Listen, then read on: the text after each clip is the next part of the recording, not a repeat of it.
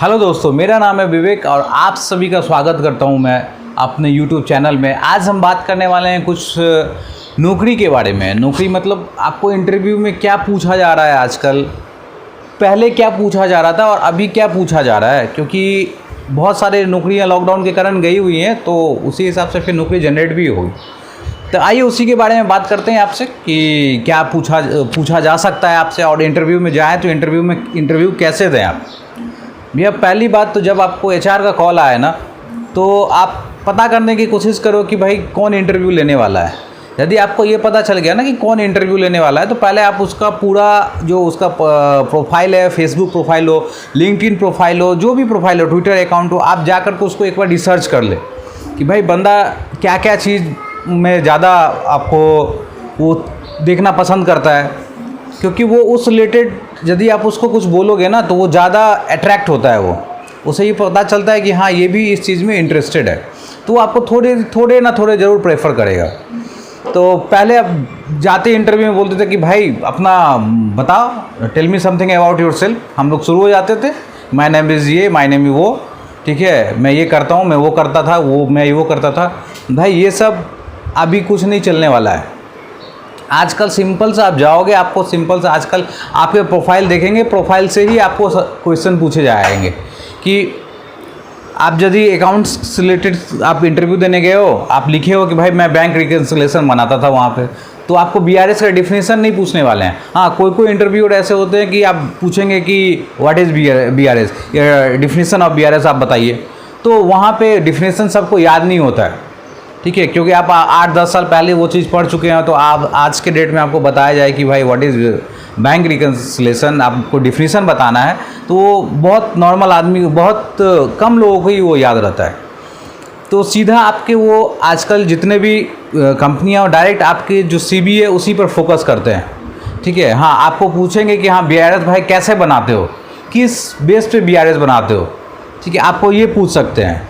Tell me something about yourself अब rare ही आपको पूछा जाएगा।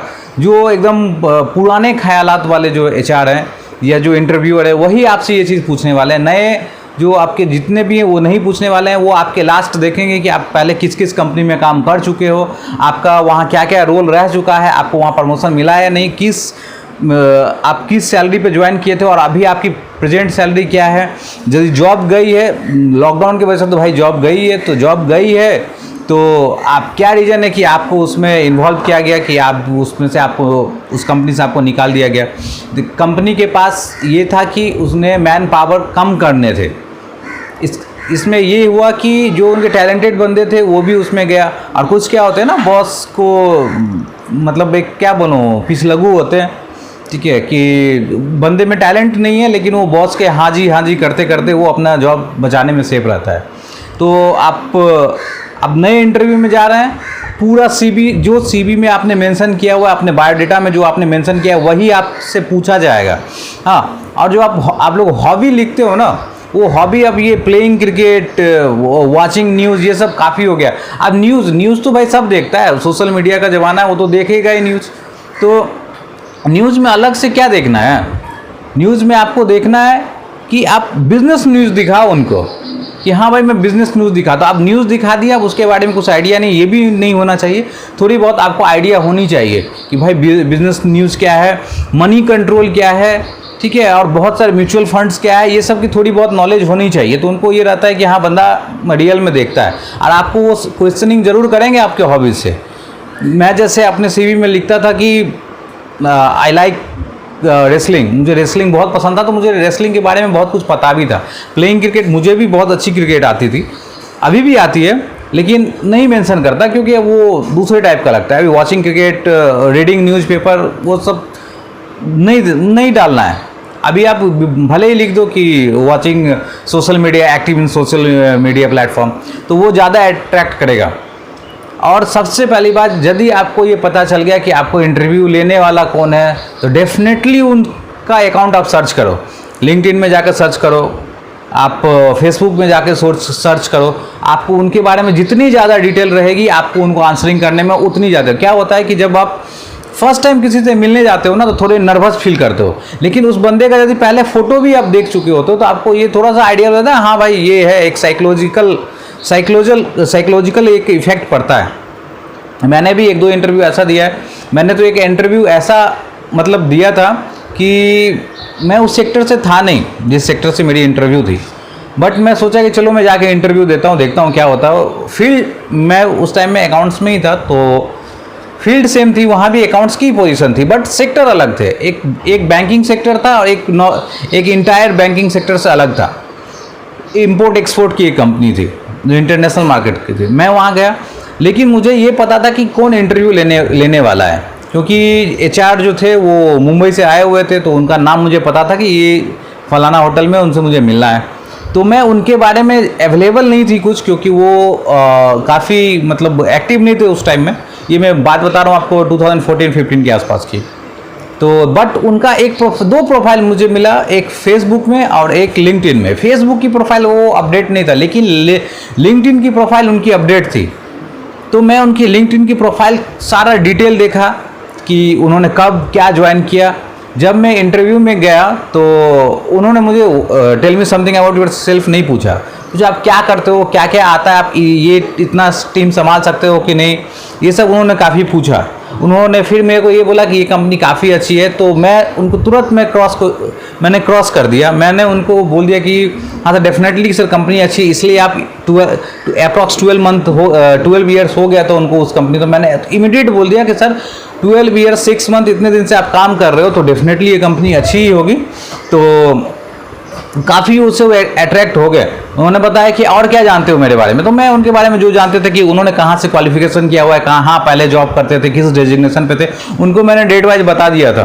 वो उन्होंने बाकायदा मुझे ये चीज़ कहा कि तुमने मेरे प्रोफाइल को काफ़ी सर्च किया है। मैंने बोला कि हाँ सर, मैं कोशिश करता हूँ कि जिससे मैं फर्स्ट टाइम मिलूँ उसके बारे में कुछ जानकारी इकट्ठी कर लूँ, कुछ नॉलेज अपने पास रख लूँ, तो वहाँ जाके इंटरव्यू देने में कुछ ज़्यादा ही मतलब सहूलियत होती है। तो आप भी जब जाएं, यदि पता चल जाए तो जरूर एक बार उनकी प्रोफाइल सर्च कर लो, उनके बारे में आपको ढेर सारे इन्फॉर्मेशन आपको पता चल जाएगा। दूसरी बात मैं करूँ, सीवी में ना आप ये 4 पेज का सीवी है, 5 पेज का सीवी, वो मत करवाओ। आप सिंपल सा है कि आप भाई 3 कंपनी में काम कर चुके हो, ठीक है, ABCD इतने से इतने ईयर इस पोस्ट पे, ये आप मेंशन कर दो। XYZ कंपनी इस पोस्ट पे इतने दिनों से इतने दिनों तक। VWZ कंपनी इतने दिनों से प्रेजेंट में चल रहा है पोस्ट, जो आपने वर्क किया हुआ इंटायर वर्क। जरूरी नहीं है कि आपने जो वर्क की 10 साल पहले किया तो वो अभी भी आपको पता है, लेकिन आपने वो किया हुआ है, आपको थोड़ी बहुत उसकी नॉलेज है, तो आप पूरा उसमें मेंशनिंग कर दो एक साथ। ज़्यादा आपको कंपनी वाइज आपको बनाने की जरूरत नहीं है, एक साथ आप मेंशन कर दो, वो ज़्यादा इफेक्टिव रहता है कि HR देख लेते कि हाँ भाई ये कंटिन्यू एक साथ मतलब वो रीड कर लेंगे। आप जब उनको कंपनी वाइज दिखाओगे ना, ये करना है, वो करना है, वो करना है, वो करना है, तो वो भी कंफ्यूज हो जाते हैं कि ये करता क्या था। अल्टीमेट करते हो, यदि अकाउंट सेक्टर से हो आप 10 कंपनी चेंज करते हो तो भाई वही काम। लॉजिस्टिक सेक्टर से हो आपको करना है तो वही डिलीवरी पिकअप, यदि आप ऑपरेशन में हो तो अब डेटाबेस का यदि आप काम करते हो तो भाई डेटाबेस का ही है। यदि आप एक्सेल का पूरा काम करते हो तो भाई एक्सेल के ही बारे में। तो आप उनको सीधा बताओ भाई इस कंपनी में मेरा एक साथ आप मेंशनिंग कर दो कि हाँ भाई मैं ये करता था, तो वो उनके लिए ज़्यादा इजी रहता है और आपसे भी वो ज़्यादा क्वेश्चनिंग नहीं करेंगे। हाँ, और जितने भी आप करंट वर्क है आपका, जो अभी आप करंट में कर रहे हो, उसको डेफिनेटली आप पहले पोर्शन में दिखाओ। पहले पोर्शन का मतलब है जो आप पहला लाइन लिखोगे अपने CV का कि ये मुझे आती है, वो पहला लाइन होना चाहिए। थोड़ा 5-7 लाइन ऐसा होना चाहिए ना जो आप जिस पे परफेक्ट हो, क्योंकि स्टार्टिंग से ही क्वेश्चन पूछेंगे, बीच से जल्दी पूछने वाले नहीं है। तो यही है, और आप इसी के ऊपर तैयार करें तो ज़्यादा अच्छा रहेगा। तो फिर मैं मिलूंगा आपसे नेक्स्ट वीडियो में, आपके लिए कुछ नौकरियां भी लेके आऊँगा, मैं आपको बताने वाला हूं। तो ये मेरे तरफ से एक आप लोग के लिए इंटरव्यू का गाइडलाइन था। तो आप एक बार जरूर इस वीडियो को ठीक से पूरा कंप्लीट देखें और आप अपना एक्सपीरियंस मेरे साथ शेयर करें। और यदि आप किसी सिटी से बिलोंग करते हैं, आपको जॉब चाहिए, तो आप बताइए, मैं Naukri.com से मैं आपके लिए ढूंढ करके मैं आपको वो चीज़ पोस्ट करूंगा कि ये जॉब आपकी सिटी में आपके लिए है। तो बताइए लाइक एंड कमेंट करके। तब तक के लिए जय हिंद, थैंक यू।